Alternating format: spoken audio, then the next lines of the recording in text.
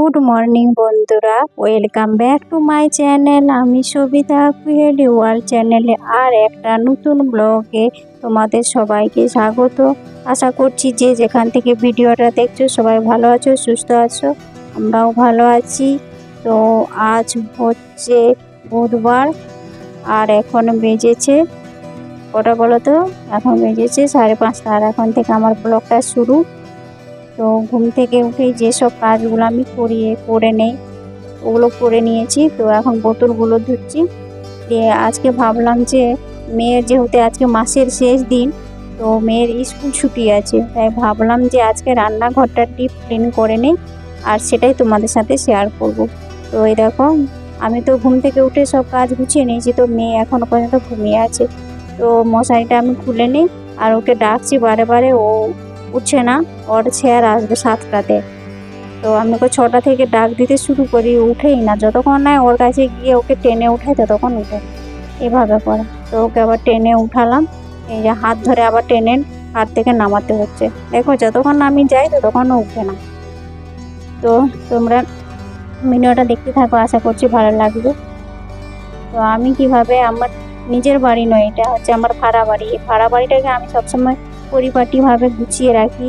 হ্যাঁ, তো নিজের বাড়ির মনে করে আমি সব কিছু করি। আমি যেখানে যাই সেটাকে আমার নিজের বাড়ি বলেই মনে করি। তো নিজের বাড়ির মতো আমি সবসময় পরিপাটিভাবে গুছিয়ে করে রাখি। তো দেখো, চাদরটাকে আমি এই কালকে পেতেছি, সেই জন্য আজকে আর আমি ওটাকে করবো না। তো ছেড়ে নিয়ে তো আবার পেতে দিলাম ওই চাদরটাকে, দিয়ে আবার ঝাড়ু দিয়ে ভালো করে একবারে মানে ভালো করে পরিপাটি করে রেখে দিচ্ছি।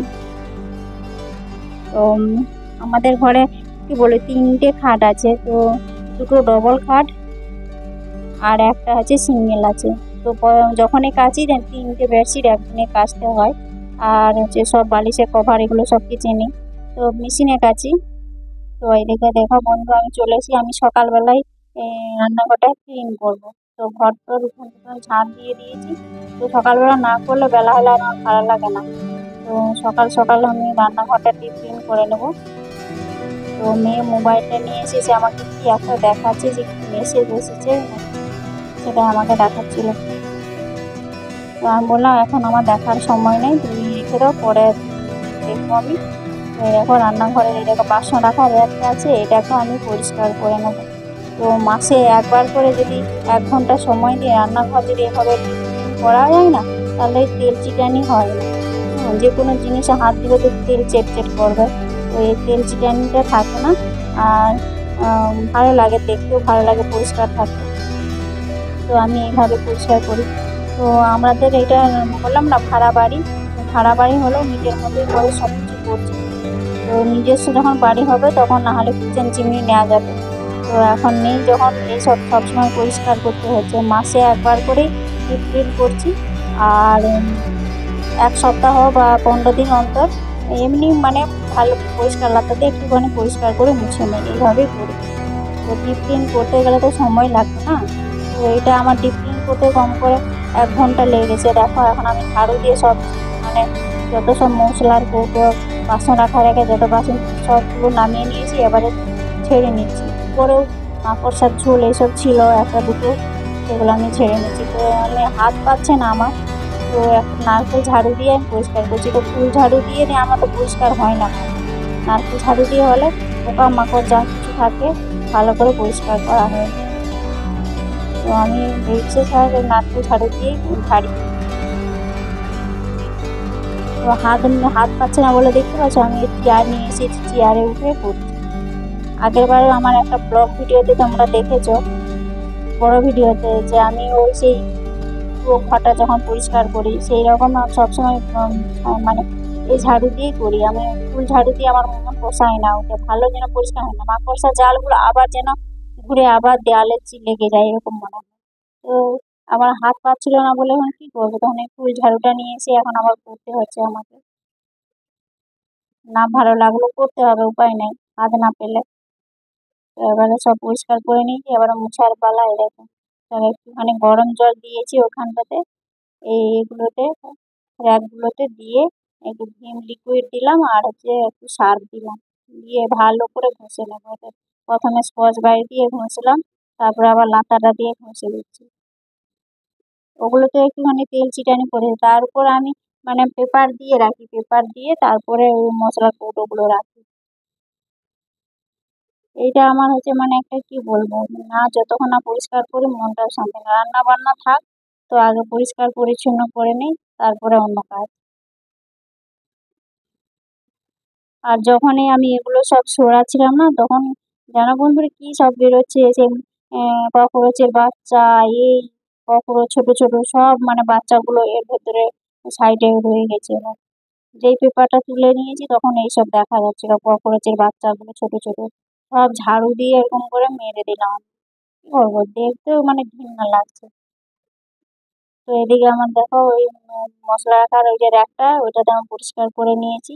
এবারে বাসন রাখার র্যাকটা এটাতে পরিষ্কার করবো। আর এটা স্টিলের বাসন রাখার র্যাকটা, তো বেশ একটুখানি পরিষ্কার করে নিলে আম, উম, বেশ স্কচ ব্রাইট দিয়ে ভালো করে ঘষে নেবো, তারপরে একটা লাতা দিয়ে ঘষবো, পরে একটা শুকনো লাতা দিয়ে মুছে নেবো। তাহলে কি সুন্দর পরিষ্কার লাগে, বেশ চকচক লাগে। আর ওই তেল চিটানি ভাবটাও হয় না। আমি এইভাবে যখনই আমি পরিষ্কার করতে যাই তখনই এইভাবে করে আমি পরিষ্কার করে নিই, সবগুলোকে ভালো করে পরিষ্কার করে নিচ্ছি। আবার এখন করছি, আবার আমাকে পুজোর সময় দেখতে পাবে আমি আবার পুজোর সময় আবার আমার রান্নাঘর সব রুম আবার পরিষ্কার করছি। এভাবে আমি পরিষ্কার করি। আর কাউকে দিয়ে পরিষ্কার করানো যায় না, নিজের ঘর না নিজে করেই পরিষ্কার করলেই ভালো। তো এরকম মশলার কৌটো সব দেখো কোথায় রেখেছি। আমার রান্নাঘরটা এমনিতেই আবার ছোট, সব বেসিনে রেখে দিয়েছি আর ওখানে রেখেছি, সব একবার পুরো ভরে গেছে। তো এবারে কৌটোগুলোকে ভালো করে আমি পরিষ্কার করে মেজে নেবো, এরকম করে পরিষ্কার করে ভালো করে ঘষে ঘষে স্কচ ব্রাইট দিয়ে ভালো করে ঘষে এগুলোকে সবগুলো মেজে নিই। কতগুলো আমার কৌটো আছে দেখেছো, সবার ঘরেই আছে। তো তারা অন্য কোথাও না রেখে দেয়, আর রান্নার জন্য যেটা ব্যবহার হয় সেটাই থাকে। তো কি করবো, আমার তো ওখানে জায়গা নেই, ওখানেই সব রাখতে হবে। তো আমার একটা মিটকেস ছিল, তো ওইটাতে আমি ভরে রাখতাম। ওইটাতে মিটকেসটা আবার দেয়ালে রাখার মতো করে দেওয়া হয়েছিল, তো তো কাঠের ছিল। তো ওটা যখন আমরা ওইখানে কোয়ার্টার ছেড়ে যখন চলে এলাম, তারপরে এখানে এসে রাখবো, তো সেরকম রান্নাঘরটা ছোট, সে দেয়ালে রাখার মতো এখানে জায়গা হচ্ছিল না। তখন ওইটা আবার লোককে দিয়ে দিলাম। তখন এখন এমনি এদের কি বলবো, এরকম র্যাক করা আছে বলে ওই র্যাকের উপরে রাখতে হবে। নিয়ে ওই দেখো সব কৌটোগুলো আমার ধোয়া হয়ে গেছে। এবার ওই যে একটা ওই যে পলিথিনের মতো ওই আছে, এই কি বলবো যে ওই সেই মিনিকেট চালগুলো হয় না, সেই চালের বস্তাগুলো, ওগুলো আমি ভালো করে ধুয়ে পরিষ্কার করে রেখেছি। এবার ওগুলোকে আমি এখানে পেতে দিচ্ছি। তাহলে ওর উপরে রাখলে ওই তেল চিটানি এটা অত লাগবে না। যদি লাগে তাহলে ওটা আবার পরিষ্কার করা যাবে। এখন খবরের কাগজ দিলে সেটা আবার ফেলে দিতে হবে, ওইগুলো হলে আবার পরিষ্কার করে রাখা যাবে। সব কৌটোগুলো আমি ধুয়ে নিয়েছি, এবার মুছে মুছে আবার তুলে নিচ্ছি। তো মেয়ের স্কুল ছুটি আছে বলেই তাই করছি। তো মেয়েকে বললাম যে আমার দেরি হবে এগুলো করতে, তো তুমি পুজোটা দিয়ে দিবে। তো মেয়ে এখন চান করতে গেছে, ও পুজো দিয়ে দিবে আজকে। তো পুজোর দিকে আমাকে আর ওটা করতে হবে না। তো দেখো আবার সব কিছু মানে পরিষ্কার করে সব কিছু আবার সাজিয়ে রেখে দিচ্ছি। আমি এইভাবে করে রাখছি, কেমন লাগছে তোমরা কমেন্ট করে বলো। তো এই দেখো দেখতে পাচ্ছ এগুলো সব মানে মধুর কৌটোগুলো, এতগুলো মধুর কৌটো। হ্যাঁ, কিন্তু মধুর কৌটোগুলো সাইজ করে রাখলে সুন্দর লাগছে, শুধু মধুর কৌটোগুলো দেখাচ্ছে। আর হরলিক্স যে মেয়ে খেত সেগুলো দেখেছি। তো মানে আর মধুর মধুর যে কৌটোগুলো সেগুলো সব কাঁচের। কাঁচের জিনিসও দেখতে ভালো লাগে, পরিষ্কারও থাকে। তো কতগুলো ওইখানে আছে দেখো। আর ওই দুটো দেখতে পাচ্ছ নিচের একটা একটা তেলের সাদা তেল আর যে সরষের তেল রাখা থাকে, ওটাতে বড় ওটাতে আর ছোট একটা কৌটো আছে সেখান থেকে নেওয়া। তো মশলার কৌটোগুলো সব আমি সাজিয়ে গুছিয়ে অর্গানাইজ করে নিয়েছি। আমার কিচেনটা কেমন লাগছে তোমরা কমেন্ট করে বলবে। আর এদিকে দেখো আমার বাসন রাখার র্যাক, এটা আমি পরিষ্কার করে নিয়েছি, নিয়ে আবার বাসনগুলো তুলে দিচ্ছি, কেমন হয়েছে বলবে। এই দেখো আমার ওপর 3টে তাক আছে, 3টে তাকের মধ্যে সব কিছুই রাখা হয়ে গেছে। এটা গ্লুকন্ডির জারে তো গ্লুকন্ডি, তারপরে ওটা হানি মানে মধুর যে কৌটোগুলো ছিল এইভাবে করে দিচ্ছি। আর এদিকে বাসন রাখার একটা এভাবে করে আমি সাজিয়ে রেখেছি, কেমন লাগছে কমেন্ট করে বলো। আর এইদিকে আমার মেয়ে দেখো গোপু সোনাদেরকে চান করাচ্ছে শ্যাম্পু মাখিয়ে আজকে। তো ওরও শরীরটা ভালো নেই। তো আজকে একটু ওই সাইকেল নিজে চালাচ্ছিল, ঘেমে টেমে একাচার হয়ে গেছিল। আমি বলি তাহলে চান করে নাও। তো ও চান টান করে তারপরে এদেরকে চান করাচ্ছে আমার গোপু সোনাদেরকে। শ্যাম্পু ট্যাম্পু মাখিয়ে সবাইকে চান করে দিচ্ছে।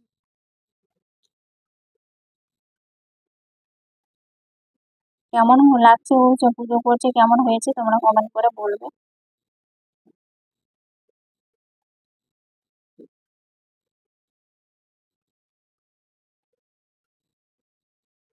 চান টান করে রেডি করে একবারে সুন্দর করে দিলেন, চিরুনি দিয়ে রেখেছে, মাথায় চিরুনি করে দিচ্ছে। ওদের আলাদা করে চিরুনি আছে, আয়না আছে।